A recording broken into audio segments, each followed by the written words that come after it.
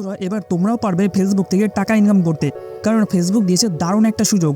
তোমরা যারা ফেসবুকে রিলস বা অন্যান্য ভিডিও আপলোড করো কিন্তু তোমাদের ফেসবুক পেজ এখনও ওয়াচ টাইম আর ফলোয়ার্স কমপ্লিট হয়নি, তবুও কিন্তু তোমরা এবার টাকা ইনকাম করতে পারবে। এর জন্য তোমাদের ফেসবুক পেজ ওপেন করতে হবে, তারপর এই প্রোফাইলের যে অপশানটা রয়েছে এখানে ক্লিক করতে হবে।